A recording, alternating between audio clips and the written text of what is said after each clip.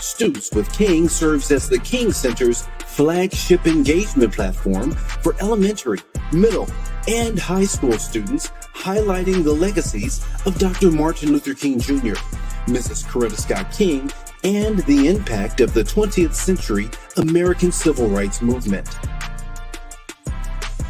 Our dynamic and interactive programming has reached over 1 million students worldwide. Our core learning programs introduce students to the philosophy of Kingian nonviolence, coined Nonviolence 365, and provide important lessons about how they can apply nonviolence in their immediate environments. Whether you're an educator who is looking for ways to bring the King legacy into your classroom, a student who wants to learn more about this powerful moral movement, or a parent who wants to get your child involved in character building and literacy development activities, Students with King is your one-stop shop for unique lesson plans, teaching resources, educational field trips, and other opportunities to engage with the history of the American Civil Rights Movement and its powerful leaders. We look forward to engaging with you and your students. Together we can build the next generation of compassionate, courageous, and conscientious leaders.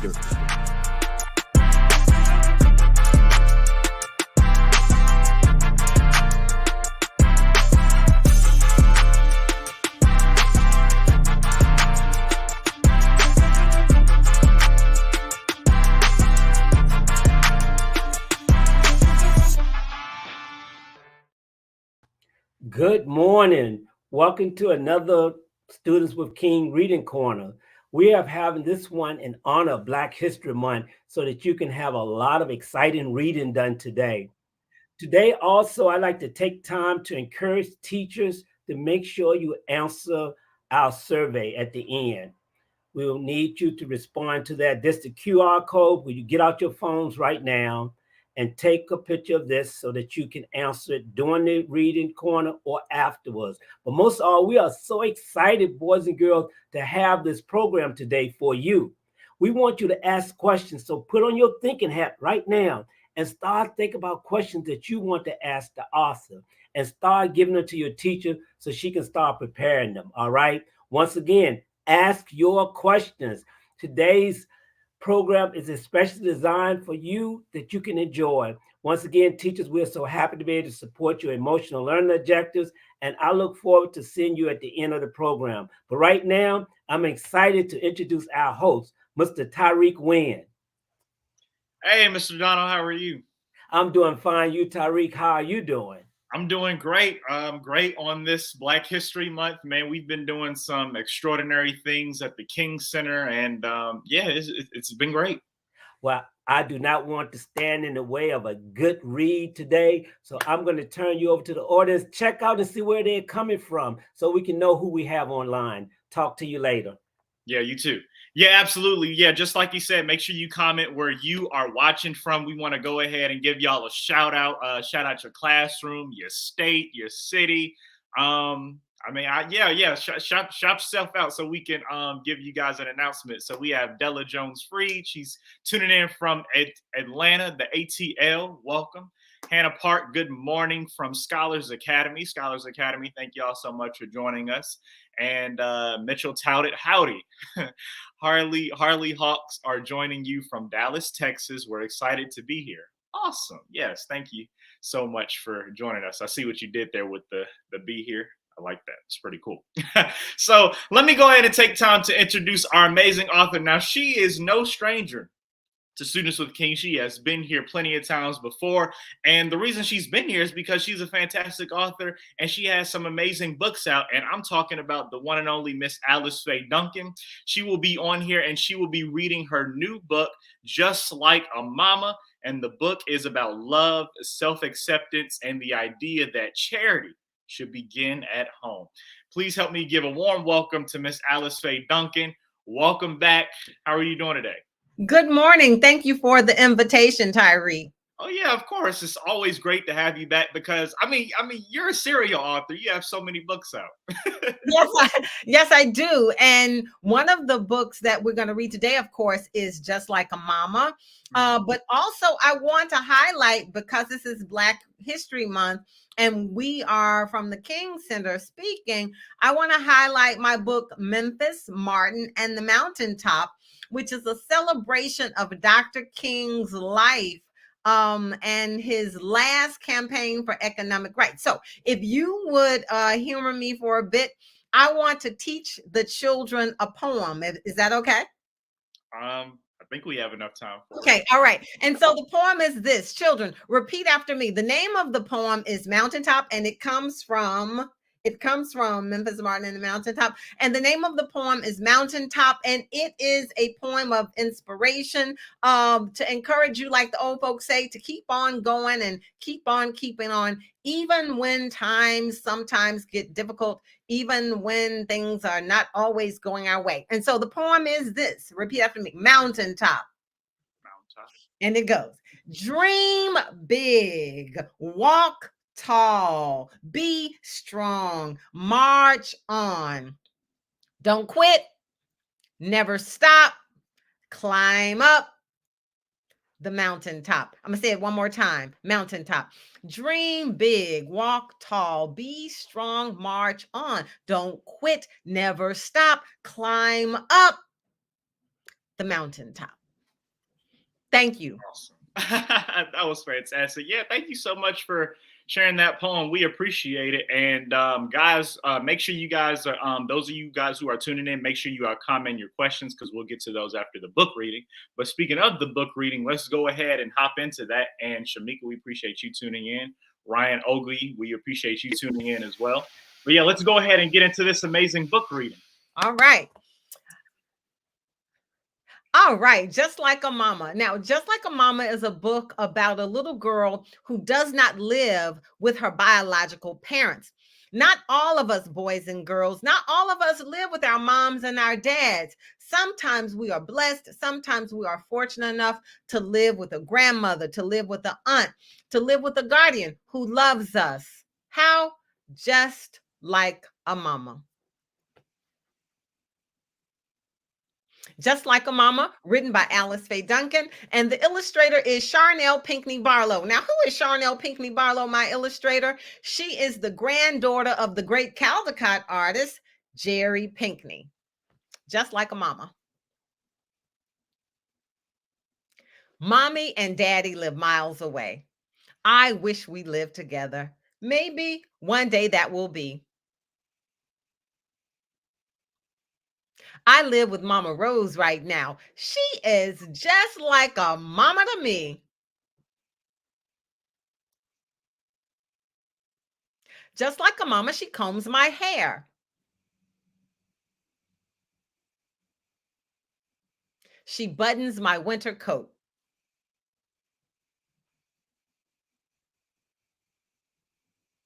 And when I leave for school, she waves and shouts from her front porch, I love you, Ladybug.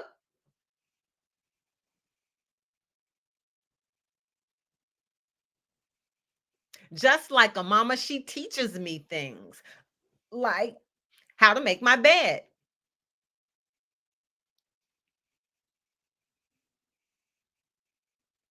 and dribble a basketball.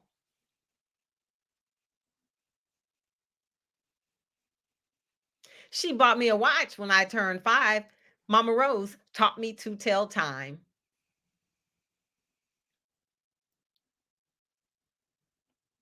She bought me a bike when I turned 6. It is yellow like the sun.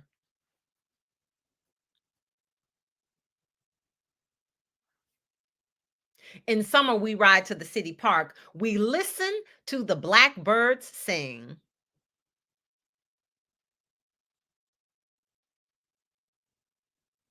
Mama Rose tells me often, one day, child, when you grow up, you will spread your wings and fly. Say it with me. I will fly.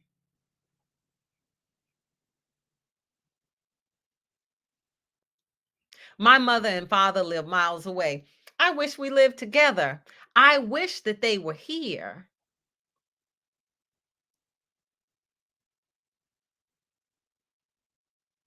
But I live with Mama Rose right now, and she is just like a mama to me.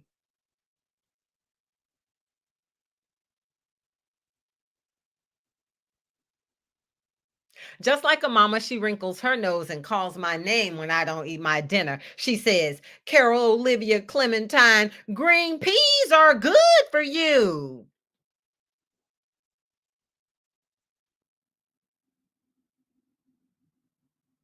Yes, ma'am, I say. I wrinkle my nose and go ahead and eat them because there will be no chocolate cake unless I eat my veggies.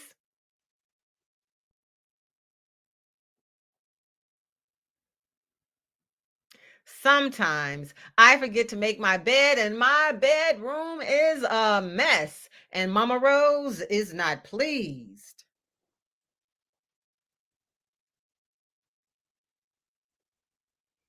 Like a mama, she points upstairs and yells, Carol Olivia Clementine, you have chores to do.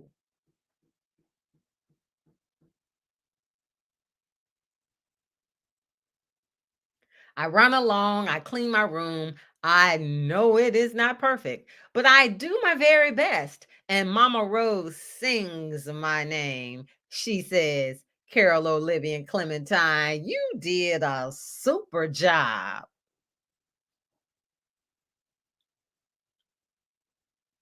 My mother and father live miles away. I wish we lived together. I wish that they were here. But I live with Mama Rose right now. Mama Rose cares for me.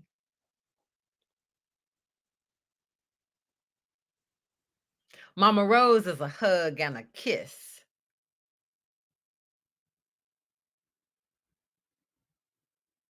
Mama Rose is my home.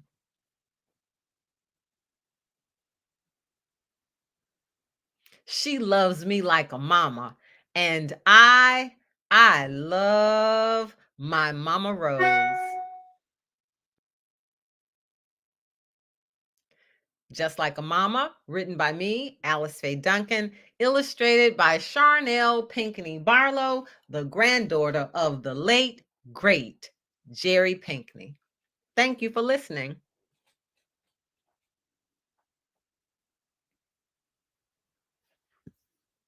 I can't hear you. My bad, guys. Okay, all right. Oh yeah, tech stuff. Sometimes it happens. It happens. Sometimes Yeah. it works, sometimes it doesn't. Oh yeah, but no, what I was saying was, first of all, fantastic book read. Really loved the way you read it. Very informative, and I think the students got a lot out of the book. And students, make sure you guys are commenting your questions in the chat because I have a chance to get to some of those in just a second. But what I want to know is, Bernice Mason says the poem was nice. She's probably talking about the poem you did earlier before we got into the book reading. And then we have Angie Fort Worth. from Yay. Texas. Thank you so much for watching. But Hey, Tyreek, Fort Worth is the city where grandmother Opal Lee, who helped us Fort Worth. Okay, yeah, that's pretty cool. She said, "What a sweet, sweet story, just like a mama." So you know what? Can I tell you how that story was written or how it was inspired? Yeah, and I actually want to know that too. And also, like, how did you come up with the name of because that's a pretty cool name, like just like a mom. Okay, so this is what happened. So when I was born in like 1967, and my own biological grandmother, she died in 1966. So she died literally 1 year before I was born. And my mother at the time was like 20. My mother at the time was 29, I think, when her mother died. And in her home, my mother had a little sister who was 10 years old because my grandmother died when she was very young. And so my mother had just started teaching school. She had just gotten married. And now she had this little sister who was going to have to grow up in the house alone with her father, with my granddad. And my granddad, who had raised 4 kids, he was like very nervous about, like, he didn't know how to raise a little girl by himself alone. And this is like 1967. And so my mother said, you know what, Dad, don't worry about it. My husband and I, we will bring her little sister. She brought my aunt She was my aunt, my mom's little sister. She brought her into the home. And literally, my mother and my dad raised my aunt like their own child. So her sister was just like a mama. Get it? Her sister was just like a mama to her. Now, also, school teachers will be able to relate to this, and children will be able to relate to this. I taught school, and I taught a lot of kids who lived with grandmas, who lived with aunts, who lived, with guardians who loved them. And I wanted a book that would affirm them, and will a book about them and the family that they were living in. And I also wanted to create a book that would give compassion and empathy for those of us who have lived in a home with our moms and dads, but also we have friends who don't. And so it creates compassion and empathy in our hearts when we have friends and loved ones who don't necessarily live at the home with their biological parent, right? And so, love lives. Love is the power that keeps on giving. And all families don't necessarily look the same, but all love feels the same. All love looks the same, right? Yeah, I like that. I like that. Yeah, because if you look at, there's a lot of adoption and stuff like that, but it doesn't matter the way you look because the love is still there. And also another thing with immigration, you have a lot of immigrant students who, when they come to America, they are not living in homes with their moms and dads. A lot of the children now are coming from Ukraine, and they're coming to live in homes with people who are not their moms and dads. A lot of people from Mexican countries, South American countries, they get to America and then they actually live with people who become just like a mama or just like a dad to them, but they're not their biological moms and dads. And so I wanted to celebrate that. And I wanted children to understand that, it's that God is able and God provides, and that this story of making families, I learned about this term when I was in college, kids. It's called fictive kinship. And it's when it's something that the enslaved would do. When children were when Black children were on a plantation and their parents were enslaved and they would be sold to different other plantations around, that child was stuck there on that plantation without a biological mom or dad. And what would happen is the other enslaved Black men and women on that plantation would become what? Just like a mama and just like a dad to the children on the plantation whose parents had been sold away.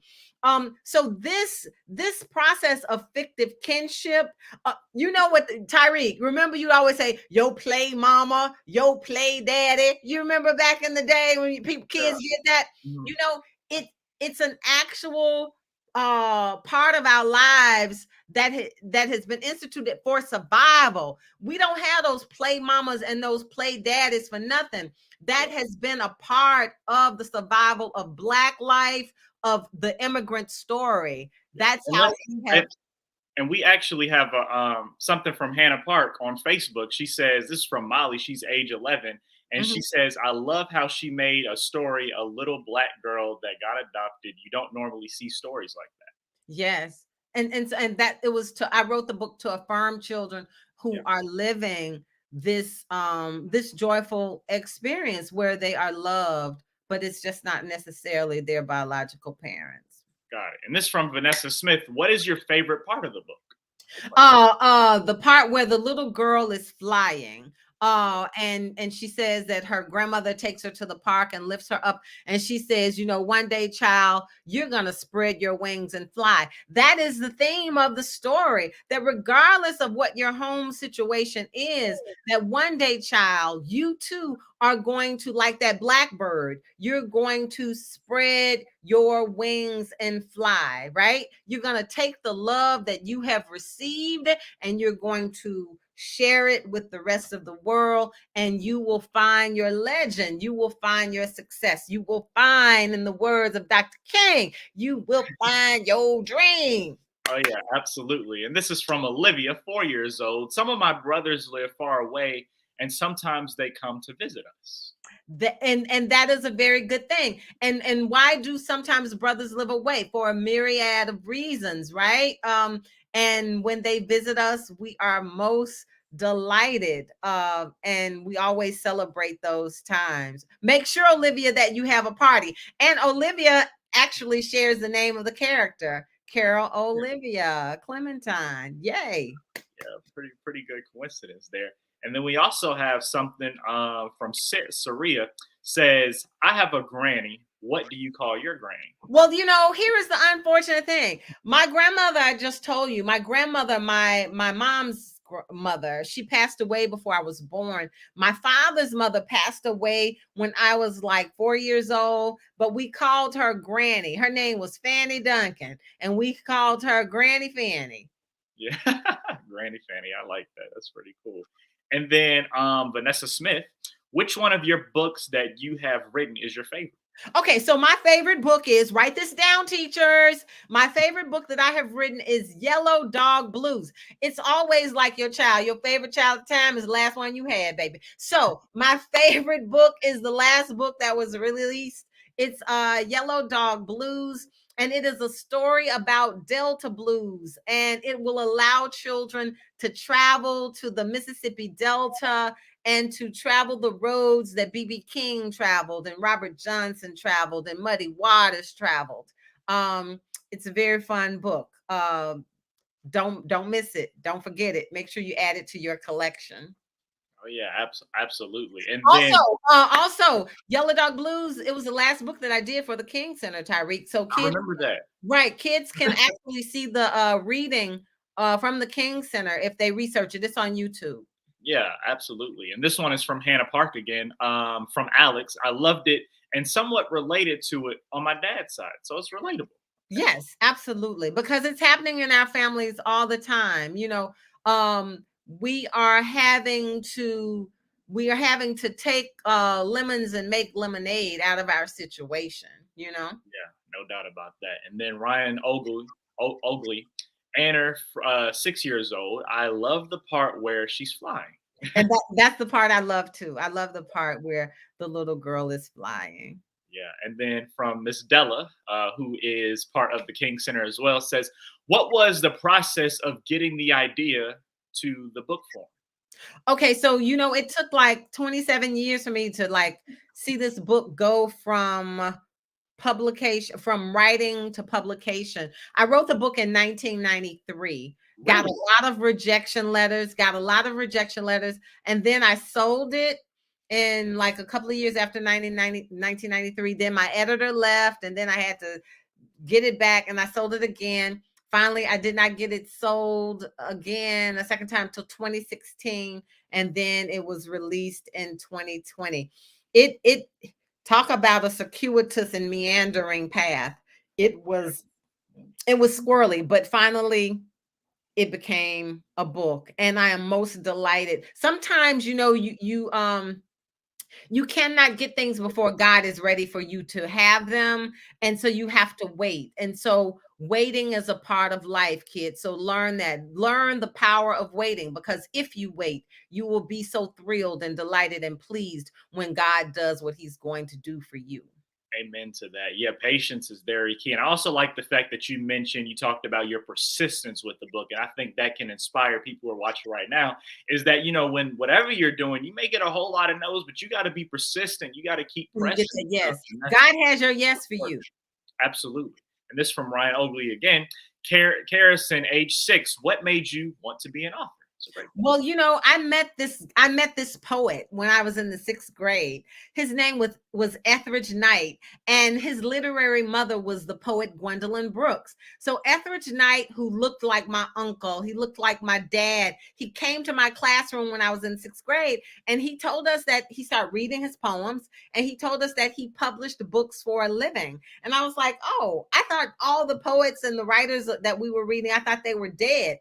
But when this living poet came to my classroom, I knew then, I was like, you know what? I too can write books, and I will write books. And it was then that I decided I wanted to be a published author. And so that is what happened. And meeting me today, this morning, kids. I pray that it's something that will inspire you. If I can write books, if Tyreek can be a moderator and a speaker and famous like he is, then you can write books. You can be famous. You can find your legend. You can find your legacy.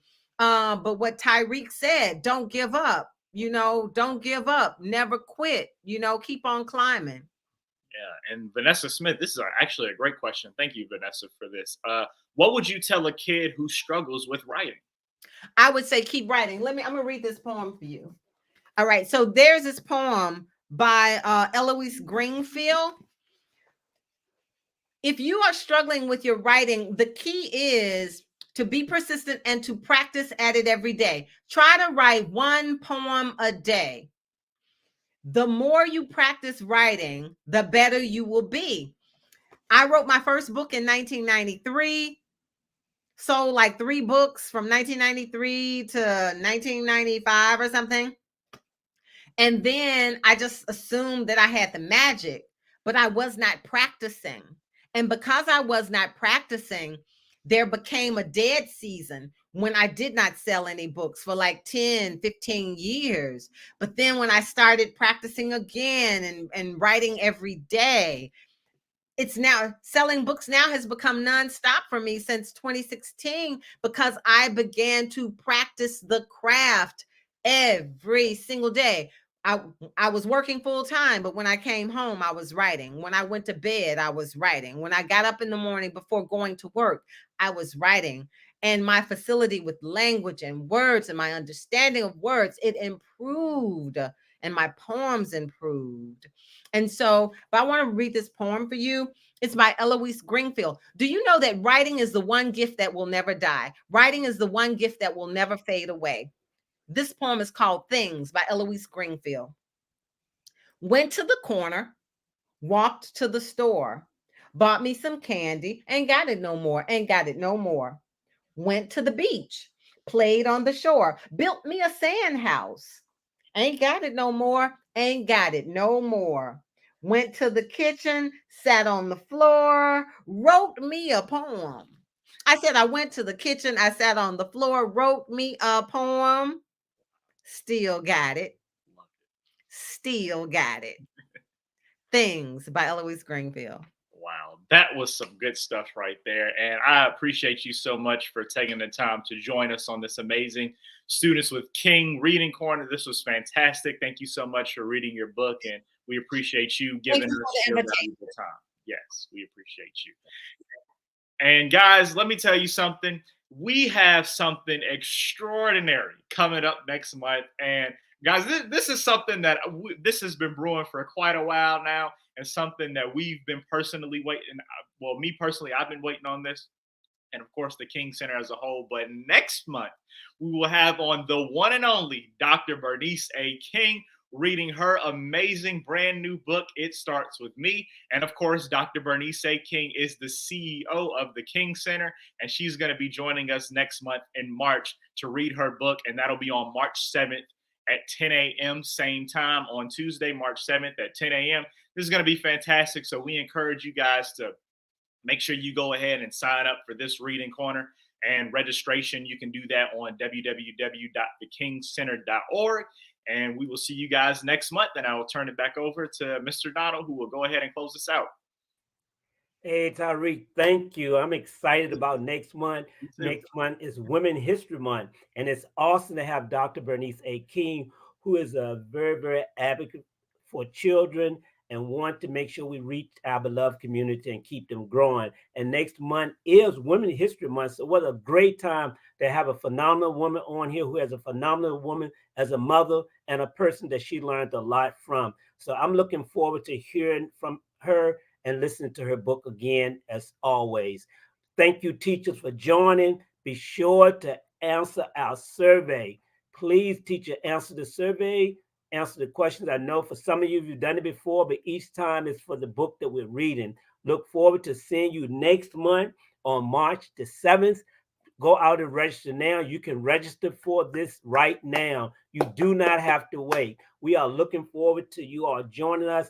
And once again, thank you for all you have done to make Student with King Reading Corner such a success. Once again, thank you, and I look forward to seeing you next month. Nonviolence is the answer to the crucial political and moral questions of our time. The need for man to overcome oppression and violence without resorting to violence and oppression. Man must evolve for all human conflict a method which rejects revenge, aggression, and retaliation. The foundation of such a method is love. Dr. Martin Luther King Jr. changed the world when he demonstrated what could be achieved through nonviolence. Now, you can learn how to live and practice this philosophy yourself through Nonviolence 365 Online, an innovative digital experience developed by the Martin Luther King Jr. Center for Nonviolent Social Change.